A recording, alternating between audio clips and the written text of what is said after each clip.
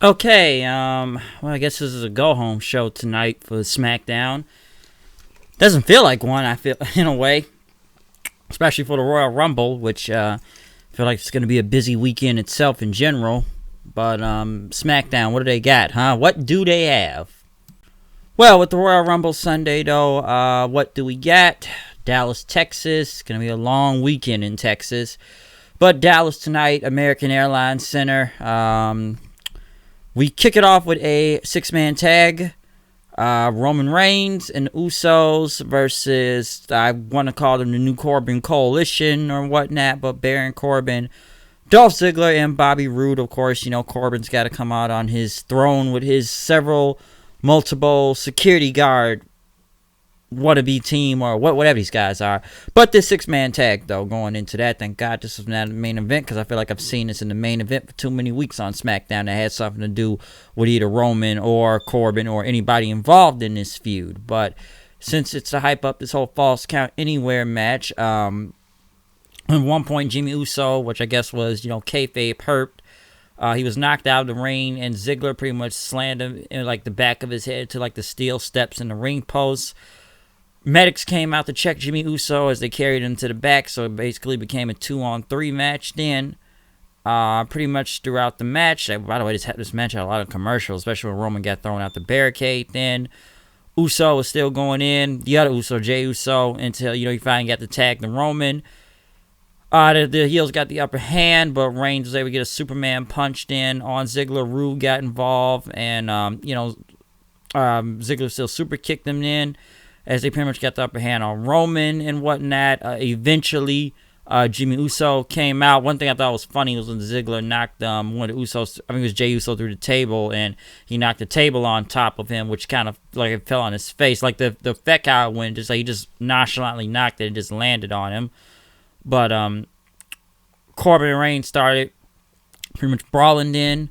Reigns took, Ziggler out with a Superman punch, and Roode, like I said, Jimmy Uso came back out for the help as the hot tag came in, pretty much going in on everybody. Roman and Corbin pretty much brawled to the outside of the ring then, which they went through the crowd. Usos pretty much Jimmy Uso hit the Uso splash on Roode for the win. So Usos and Reigns were retaining a very time-consuming match, especially throughout 2 commercial breaks, I'll say. Not bad, but does this really get you hyped up for Reigns versus Corbin in this Falls Count Anywhere, especially in a giant baseball field it's going to be this Sunday, which they kept saying they could fight anywhere, this can end anywhere, and they're both still going to be in the Royal Rumble match itself also, so we're going to see this go on. But like I said, this match put a lot of time and whatnot, and this was a big crowd also. Like I said, it was actually I think it was like a sold-out crowd this time. The lighting was really light on this one. But next, though, they showed a video package about Lacey Evans, about the Royal Rumble this Sunday, as they talked about her title match. Michael Cole was on stage to interview her as Lacey Evans came out and talked about this whole feud that started with Sasha and Bayley because of the whole leadership thing. She pretty much called them bullies and whatnot. And, you got to stand back the bullies, and pretty much Cole asked about her upbringing, and Lacey kind of started to cry and kind of break down a little, pretty much talking about how her father lost his battle with addiction, depression, and pretty much talked about that anybody can accomplish anything if you set your mind to it through tough times and whatnot. The crowd did applause for that. And then, she brought herself because of her, where she was and why she joined the Marines and how she even got into the WWE. Pretty much wanted to show the crowd that, she knows they're going through tough times too, but she inspires them to do their best. They pretty much then went to her kid or whatnot, and pretty much talked about the footage with Sasha and them a few weeks ago. And she was proud of her daughter for standing up to them, but, she wanted, she brings them into work, and that she's always here at the show, and that she's trying to be a leader to everybody. Now, I saw a lot of people say this promo was very boring, or it was compared to the Britt Baker one on AEW. I wouldn't say it was compared to that. That I felt like it dragged on for a minute, a little, in a way. I thought the crowd was somewhat receptive, but it's like they were doing this like super face to, be more very sympathetic, very emotional promo for Lacey Evans, which I'm not saying it's not legit or anything, but it's like they were doing their best to make you care about her or whatnot, to make this, pretty much get somewhere going on with this. Now, Did I think the promo was that bad? Not all the way. I just thought it was okay. I wouldn't compare it to the Lacey Evans, not Lacey Evans. I wouldn't compare it to the Britt Baker one. I know a lot of people aren't a big fan of it. I was okay with it, wasn't that? But even I will say it did kind of drag along, and I just kind of started to lose a little focus on it. Bayley ended up coming up and attacking her from behind. They then went to Carmella and Dana Brooke, two people that will not win the Royal Rumble, as Carmella talked about what she's done in WWE, winning the Money in the Bank, and the Women's Battle Royal WrestleMania. And Dana Brooke pretty much says you can read the Wikipedia page saying she knows what she's worth and how far she's come, and she's got to do what she can in the Royal Rumble. I'm sure anybody watching this knows she's not going to win the Royal Rumble. Bayley, pretty much, they went to the camera somewhere else where Bayley and Lacey Evans were brawling somewhere as they broke it up then after that. Next, which this now continues, Alexa Bliss and Nikki Cross are ready for a tag match against Mandy Rose and Sonya Deville. As they showed Mandy and Sonya pretty much talking about the whole Otis thing, let's get back on the same page. But we never even got a tag team match. We basically got Lacey Evans and Bayley running out to the ring to brawl again, as then everybody started brawling inside the ring then. So, listen, this is a go-home show, right? And I said this Monday, too. It didn't even feel like a go-home show. Honestly, I already said before, the build to the Royal Rumble has been very weak and whatnot, because it's been very weak, and it's nothing I can really go on to say what's good about it. Even I feel that there was a women's battle. I don't even know who's in the women's Royal Rumble. I feel like I know who's more in the guys' Royal Rumble, because at least someone announced it. The only person I said before who's really declared herself in the Royal Rumble was Charlotte. That's it. And the only thing you really got going on with the women's thing is title matches or whatnot, especially the one with Nikki Cross and not Nikki Cross, Bayley and Lacey Evans, of course, Asuka and Becky Lynch and whatnot. Because like I said, I forget it's going to be Lacey versus, Bayley for the women's title. Let me say that again. Women's title, which, I was going to wait till tomorrow to say this, but since I'm here right now, I may speak on this tomorrow because I read about this yesterday, and I still think it's ridiculous that, the NXT women's title is now called the NXT title. Let me say, and I may get into more about this tomorrow when that match happens, but I sat there thinking when I read this yesterday, that doesn't make any sense. Now, I didn't even know about the whole Becky thing from the other day with the promo or whatnot on the backstage saying that it doesn't need to be called women's division because women are holding them back or something, like that's just the name. But here's the thing that don't make sense. At the end of the day, it is the NXT women's. There are no two NXT titles. There's only one NXT champion, okay? One NXT champion. Remember that, because I thought about this too. So let me get this straight. If it's two NXT titles, how do we know who's the real NXT champion? Because what's it going to be now? Are the men are going to challenge Rhea Ripley to the title? There's a reason why there are divisions in wrestling and whatnot. Because I'm still going to call it the NXT women's title. Because now if they've done that, are the Raw and Smackdown women's one but going to come to the Raw title and the Smackdown title? Because I can't even come up with a name for it right now. So that wouldn't make any sense. And I kind of wanted to address this because, I heard that, and, like I just said, women's title, that sounds dumb. Because now it's like there are two NXT, there's only one NXT championship. Now, I know some people say it's unnecessary, of course, and maybe it's not that much to be upset about. But I just think it's a dumb idea just to even do that. Now, I don't know whose idea was behind this or whatnot, especially for NXT. I don't know if it could be Triple H. I don't even think Vince would even sign off for that. But somebody said this to me, say blame Stephanie, you blame Stephanie McMahon. I probably does. She does all that. This is pandering. That's what this is. This is some pandering bullshit. That's what it is.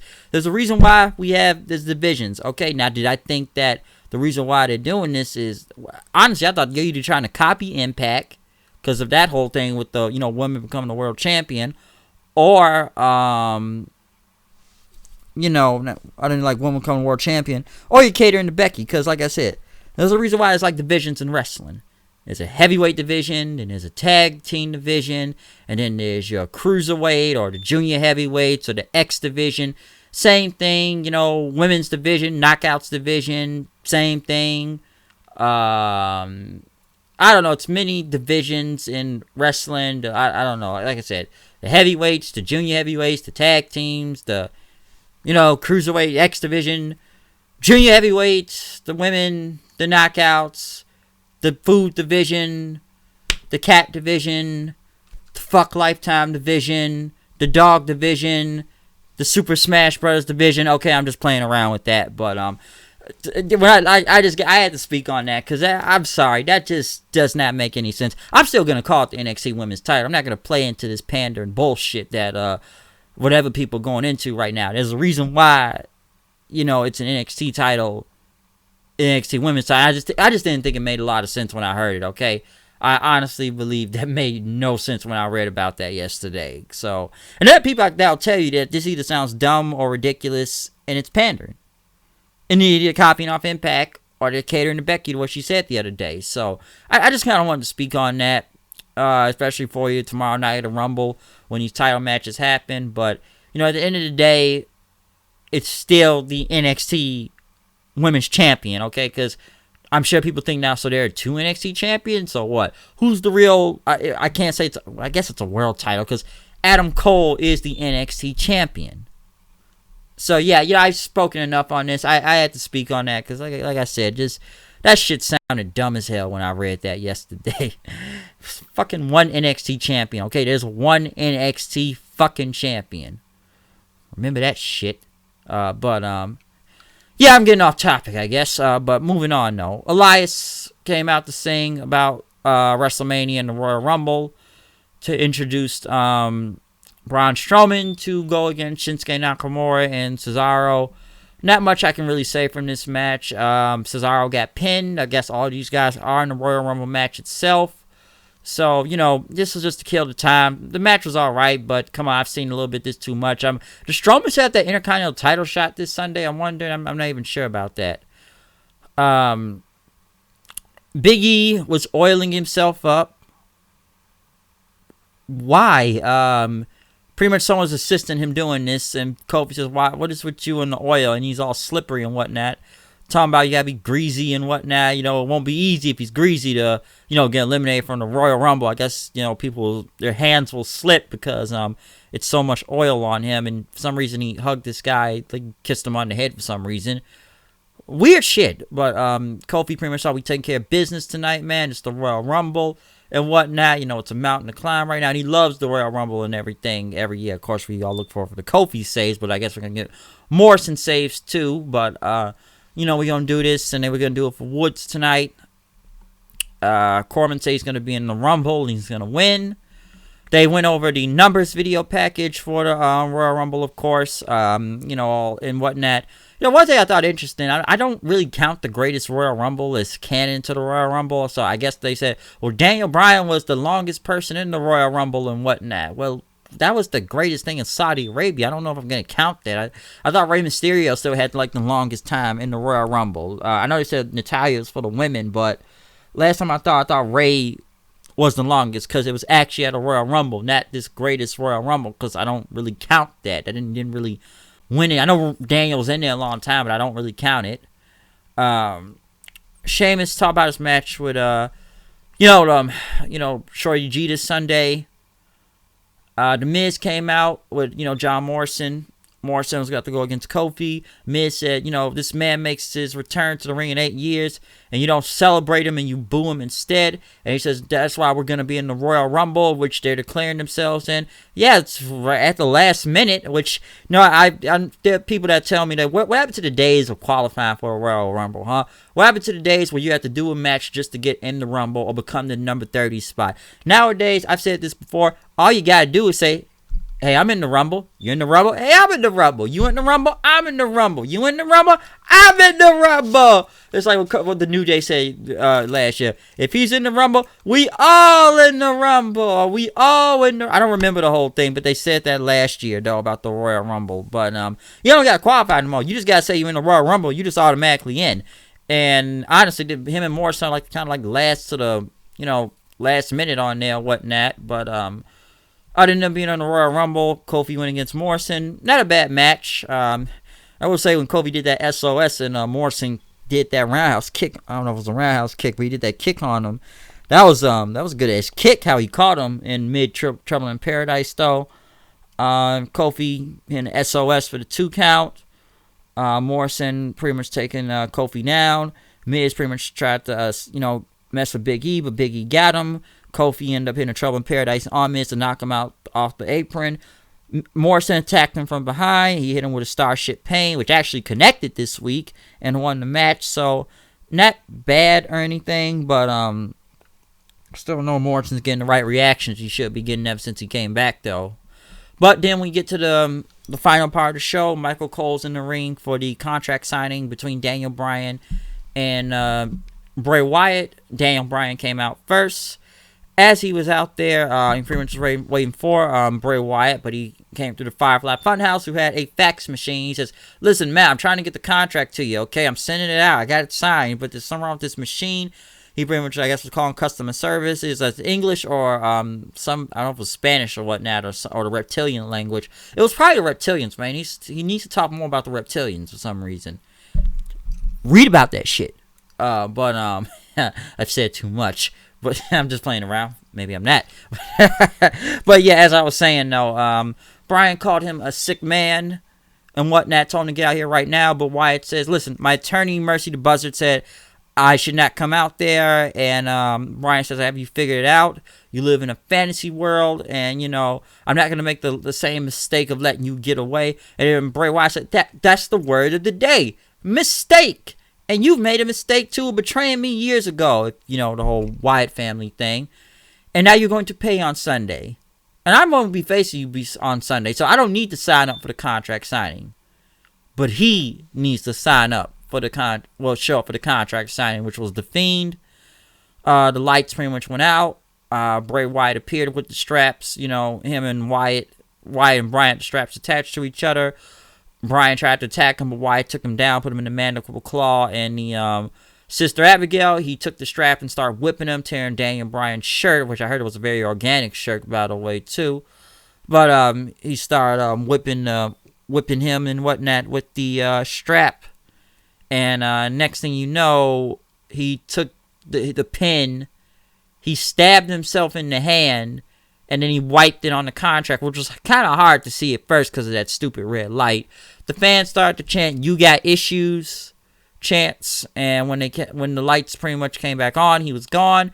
The contract was right by Bryan, who had red welts on him, and the blood was smeared on the contract. So that was the end of the show. I didn't mind the contract signing. I thought that was okay. Honestly, it's probably the most interesting part of the show, in all honesty. Because, listen, the Rumble has not really been built up well this year. In general, it's just been very weak that you forget the Royal Rumble was this Sunday. I said this Monday just because of how I thought Smackdown was meh, to be honest. And I was actually watching the NWA Hard to Kill paper. Not what Hard to Kill. I've been saying Hard to Kill a lot lately. The NWA Hard Times pay-per-view tonight, which I thought that was actually a really good show and whatnot. It had its good and bad parts, but I did watch that show because SmackDown was kind of meh. I recommend going back to look at the NWA pay-per-view if you get the chance. It was a solid show. I liked it. I didn't expect that many title changes and whatnot. I'm sure everybody's not a fan of the NWA wrestling in general sometime, but I like them for some reasons and whatnot. I have watched the show. I know I haven't really came with a review about the NWA or the pay-per-views itself, but I actually thought this was a pretty good show and whatnot. I'm not going to say any much about it because, I recommend watching it and whatnot, but I thought that was a little bit better than SmackDown. There's a lot of pay-per-views going on this weekend. I know Hard Times was tonight. We will be back tomorrow with a Worlds Collide show. And Sunday, I will be doing a podcast with my friend Kyle again for the Royal Rumble. We will have a post show, and both of us will be reviewing the Royal Rumble and whatnot. So look out for that on Sunday. So it's going to be a very busy weekend for wrestling. I got graphics to work on especially regarding to these shows and whatnot. So watch out for that. But yeah, other than that though, yeah, that was SmackDown tonight for you. Okay, so comment, subscribe, tell me what you think about the show. Follow me on Twitter at HoodedKnight890. We will be back tomorrow for a Worlds Collide review, and we will be back Sunday for the Royal Rumble review itself. So I'm out of here. I will see you guys later. Peace out.